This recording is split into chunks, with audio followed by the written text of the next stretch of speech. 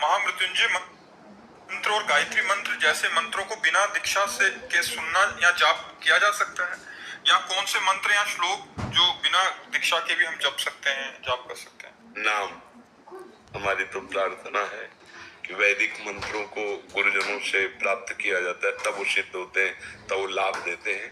नाम जपने का सबको अधिकार है, जैसे श्री राम जय जय राम, हरे कृष्ण कृष्ण कृष्ण राम राम राधा राधा, राम कृष्ण हरि।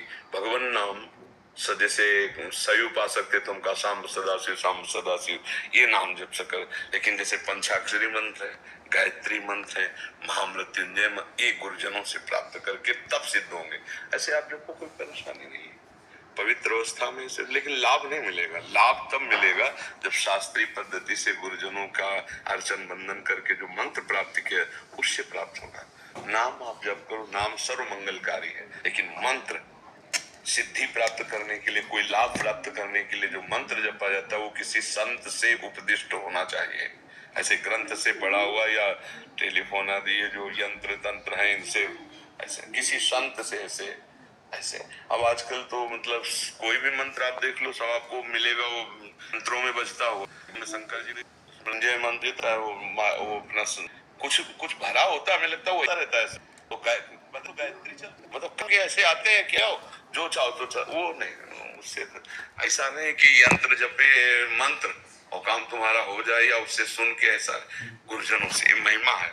देखो 6 महीने में भगवत प्राप्ति का उपदेश किया, बताई, तो आज तक किसी को लाभ मिला है तो गुरुजनों से मिला है। गुरुजी हम शिव जी को मानते हैं तो उनके लिए शिव बोल सकते हैं? हम तो शाम सदा शिव, हाँ ये खूब नाम जप करो। जब मंत्र जपने का मन हो जैसे पंचाक्षरी, तो फिर इसकी दीक्षा ले लो किसी संत से।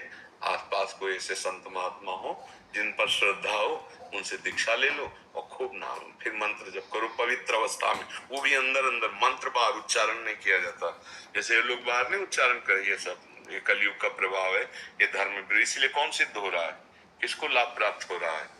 सब विपरीत दिशा को जा रहे हैं। मंत्रों का कीर्तन करवाया जाता है। अरे मंत्र 2 ही प्रकार से, उपांश या मानसिक। नाम 3 प्रकार से, वाचिक, उपांश और मानसिक। और कीर्तन खुला नाम का होता है, कीर्तन करो नाम का। मंत्रों का कीर्तन आजकल लोग करने लगे हैं, ये निषेध है, ये शास्त्र विरुद्ध आचरण है, इससे जगत मंगल नहीं होगा। महाराज आपसे टीवी में ही जैसे आपका सत्संग आदि सुनते हैं, तो हम बाहर देश दुबई में रहते हैं, तो हमने आपसे जो मंत्र सुना हमने उसी को सब मान लिया, बस हो गया। हमने सोचा कि ये भी तो गुरुजी ने। लेकिन हम कोई गुप्त मंत्र ऐसा आज तक कभी सत्संग में नहीं बोले होंगे। हम जैसे कहा कृष्णाय वासुदेवाय हरे परमात्मने, ये भागवत के 18,000 श्लोकों में से एक श्लोक है। इसको एक शब्द मंत्र है, पर ये गुप्त मंत्रों में नहीं आता, ये प्रगट में गाया जाता है। तो इसलिए जैसे इसको आप मंत्र मान करके जप करें तो आपके लिए मंगलकारी है। लेकिन ऐसा कोई भी गुप्त मंत्र हमारे मुख से उच्चारण नहीं सुना होगा, ना द्वादशाक्षर मंत्र, ना पंचाक्षर मंत्र, ना कोई भागवतिक मंत्र, कोई भी ऐसा मंत्र जो वो हम कभी उच्चारण नहीं करेंगे। हाँ, जो पाठ किया जाता है, जैसे आज किया था ऐं ह्रीं क्लीं चामुंडाय चौं ग्लूं ह्रीं क्लीं स्वाहा, तो दुर्गा सप्तशती में है, उसका पाठ होता है, इसलिए किया जाता है। वो कोई गुप्त गुरु मंत्र में नहीं मिलता है, वो तो पाठ में है, इसलिए उसका उच्चारण कर लिया। जो मंत्र पाठ में है उनका उच्चारण कर देते हैं, लेकिन जो गुरु मंत्र के रूप में दिए जाते हैं वो कभी ऐसे उच्चारण आपको पूरे सत्संग में ढूंढ लीजिए नहीं मिलेगा आपको। वैदिक मंत्रों का जो गुप्त रूप से उपदेश दिया जाता है, जिनका जप किया जाता है, वो ऐसे उच्चारण नहीं किए जाते। गुरुजी मंत्रों और श्लोक का आध्यात्मिक जर्नी में मतलब क्या बहुत बड़ा प्रभाव है। जैसे हाँ, फर्क ये कि जैसे हम राधा राधा कृष्ण कृष्ण जपे कल्याण हो जाएगा। अब हमको श्री कृष्ण और श्री किशोरी जो की सहचरी बनकर के उनकी सेवा में जाना है, तो आचार्य प्रकट हुए जो सहचरी भाव के, उन्होंने जो मंत्र दिया है, अब उस मंत्र का जप करेंगे तो हमारा पुरुषत्व भाव जाएगा, मैं पुरुष में विस्मरण होने लगेगा, हमारे अंदर दिव्य भाव दे की अनुभूति होने लगेगी मंत्र के प्रभाव से कि मैं सहचरी हूँ। अब जैसे किसी को श्री कृष्ण का दोस्त बनना, सखा भाव बनना है, ऐसे कहना अलग बात है, लेकिन श्री कृष्ण स्वीकार करें कि मैं दोस्त हूँ आपका, उसके लिए पुष्टि मार्ग है। भगवान वल्लभाचार्य जी, वहां अष्ट सखा तो वहां जो मंत्र मिलेगा उससे बाल भाव की उपासना और सख्य भाव की उपासना पुष्ट होती है, कहीं गोपी भाव की उपासना, कहीं वात्सल्य जैसे वात्सल्य भाव की। तो ऐसे अलग अलग भावों के आचार्य प्रकट हुए, उस भाव देह की प्राप्ति करते। कल्याण होना सब नाम में सामर्थ्य है, लेकिन हम प्रभु के सखा बन जाए, हम प्रभु की गोपी बन जाए, हम प्रभु की सहचरी बन जाए, उसके लिए आचार्य प्रकट हुए, पद्धति है उपासना की और मंत्र जाप है उसका उपासना। आप समझ रहे हैं ना, उसके लिए मंत्र की प्रधानता होती है। बिल्कुल, शिव जी को हम अपना दोस्त मानते हैं, पर जब आसपास देखते हैं तो लगता है कि सब लोग आध्यात्मिक लेवल पे बहुत अच्छे हैं और मेरे से बहुत ऊपर है। ये बहुत बढ़िया बात है। शिव जी फिर मुझे नजरअंदाज अगर कर दिया, बिकॉज मतलब मैं उस लेवल का हूं ही नहीं। नहीं, लेवल से थोड़ी होता है। श्री शिव जी नजरअंदाज कर दें, हम चाहते हैं कर दें, लेकिन हम उनको कभी नजरअंदाज नहीं करेंगे, ये हमारी निष्ठा है। शिव जी आप महान हो, आप हमारे जैसे लाखों आपकी उपासना करने वाले हैं, आप हमारे नजरअंदाज कर सकते हो, माना, लेकिन मैं आपको ही भजूंगा, मैं आपको ही प्राप्त करूं, और मैं आपका हूं, ये आजीवन के लिए वचन है। ऐसे चला जाता है इस मार्ग में। नहीं, सिर्फ अपना प्रेम एकाकी होना चाहिए, फिर वो आपको अंदर की बात कह रहा हूं, ये जो आपके अंदर है कि मैं उनको अमुक मानता हूं, अगर उनके अंदर न आया होता तो आपके अंदर हिम्मत ही नहीं थी कि आप उनके लिए ऐसा सोच सके। इसका मतलब उन्होंने पहले स्वीकार किया, आपने बात स्वीकार किया है, और वो परम कृपाल है, करुणा अवतार। हमारी किसी भी गलती पर वो हमें नहीं छोड़ सकते। हम जरूर है कि भोगों में उनको छोड़ सकते हैं, भोगों में भूल कर उनको छोड़, वो हमें नहीं छोड़ सकते।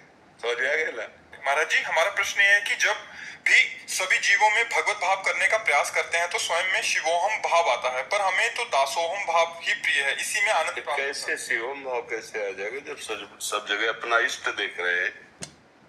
जब हम सब जगह अपना इष्ट देख रहे हैं, तो ये भी इष्ट का मंदिर है, यहाँ भी इष्ट है, पर हम तो सेवक रूप से है ना। हृदय मंदिर है, सब हृदय में श्यामा श्याम विराजमान, यहाँ भी श्यामा श्याम विराजमान है, और हम तो सेवक है ना श्यामा श्याम के। बस ऐसे भाव रखना। शिवम भाव कैसे आ जाएगा? ऐसे कि मैं शिव हूं, ऐसा भाव कैसे आ जाएगा? उस भाव को धारण करोगे तो वो भाव आ जाएगा। जब हम दास्य भाव में हैं, प्रिया प्रीतम की सेवा में हैं, तो सबके हृदय में चिद चिद लक्षणम सर्वम राधा कृष्णमयम जगत। जैसे ईंट पत्थर के मंदिर में हम भावना करते हैं तो अर्चा विग्रह में भगवान का दर्शन करते हैं, ऐसे पांच भौतिक शरीर के मंदिर में सब में भगवान विराजमान है। सी राम में सब जग जानी, वो स्वामी जी के अंदर तो शिवम नहीं आ रहा, कह रहे करो प्रणाम जोरी जुग पानी। दोनों हाथ जोड़कर सबको प्रणाम करते हैं, क्योंकि हमारे प्रभु सबके हृदय में विराजमान है। ऐसे भावना की जाती है। तो जब सबके हृदय में विराजमान है, ये भी हृदय में विराजमान है। हम सेवक हैं, अब श्री श्यामा श्याम हमारे स्वामी है, ये भाव रख। भाव के द्वारा ही भगवत प्राप्ति होती।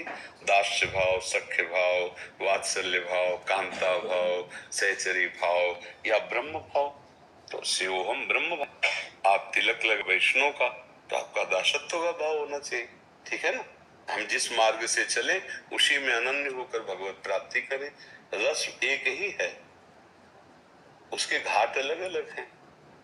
जैसे यमुना जी है ना, वो घाट अलग अलग, कोई विश्राम घाट नहा रहा तो यमुना जी नहा रहा है, कोई ब्रह्मानंद में डूब रहा है तो हमारे प्रभु में डूब रहा है, कोई दास्य भाव में तो हमारे प्रभु में, कोई सख्य भाव में तो हमारे प्रभु में।